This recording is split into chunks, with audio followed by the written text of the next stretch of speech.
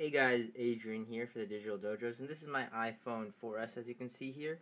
But as you can see, this is the white iPhone 4S with the black back, so it's kind of like a panda phone here. So it is a mix of the black back plate and the white front plate here in the screen. As you can see, I originally got my iPhone 4S in white.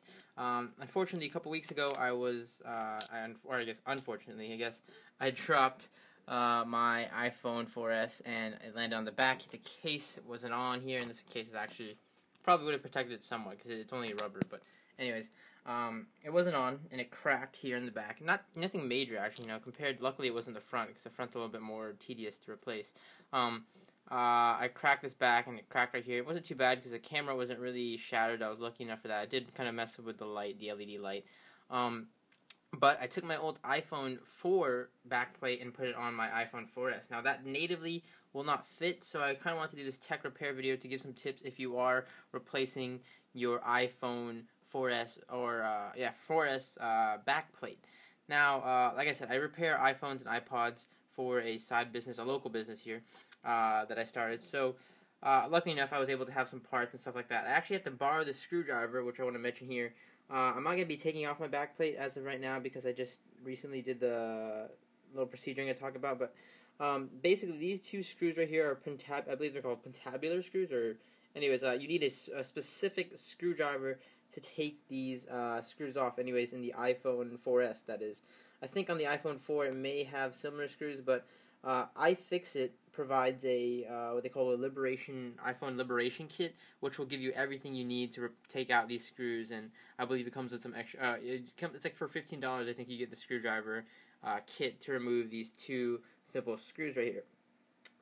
Other than that, once you remove these two screws, sliding off the backplate is as easy as pushing up on the backplate, and it'll just slide right off, and you'll see all the components of the iPhone. So really, like I said, you just take the two screws out right there, you see, and then you just push up, and this will come loose. Now, the problem here that you're going to notice when you take off, if you want to replace your iPhone 4S's backplate, you can order a new one off of Amazon, eBay, iFixit, and they probably range anywhere from $15 to $20 for a backplate. Not too expensive. But if you're lucky enough, like me, and you have a iPhone 4, or if you have a spare, anybody has an old iPhone 4 or a broken iPhone 4 for that matter, you can use the iPhone 4's backplate on the 4S with a little bit of modding. So this is a closer look at the backplate on the 4S here, my old 4S. So you see here you have these notches right here, these little tabs that kind of slide in and out fit into the iPhone casing, and along the sides you'll have these little things that will snap right in. Now, these two tabs on the iPhone 4 and the iPhone 4S kind of differ very, very slightly.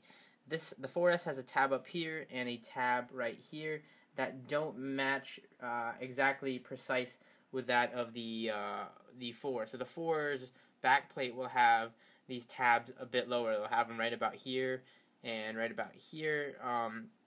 So there won't be a tab up here. It'll just be slightly down more. And what you need to do is what I did. I had access to a disc, or with a filer sort of type thing, where in an auto shop class. But you can use a filer, you can use anything. Sandpaper will work as well. Basically, on the 4's backplate, what you can do is sand the tabs down. Whoops, I don't want to do that there. So you can sand this tab. It will be, again, like I said, it will be lower on the 4. You can sand the two tabs flat down so that they're kind of really. Once you get through this plastic, there will be little metal tabs. You can sand that down too.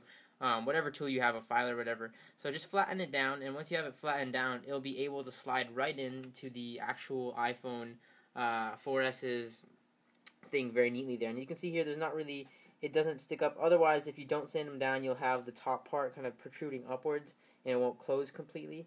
Now, once you have that, it won't conflict, because originally the issue is if you try to stick the iPhone 4's backplate into the 4S, the tab that's located here on the iPhone 4 will kind of knock against the battery, and it won't close completely, and you don't want anything puncturing the battery. So if you can sand it completely flat as you can get it with whatever tool you're using, again, just the top left and top right tabs. Really simple process. Took me about like 5 minutes each, so 10 minutes in total. Then you just put the tab down, or you put the backplate on, and then screw the two screws back in, and you'll be good to go. I'll make sure to leave a link to all tools needed to remove the things, and I can even link you guys to some back plates if you do need to replace your back plate. Really, really simple process.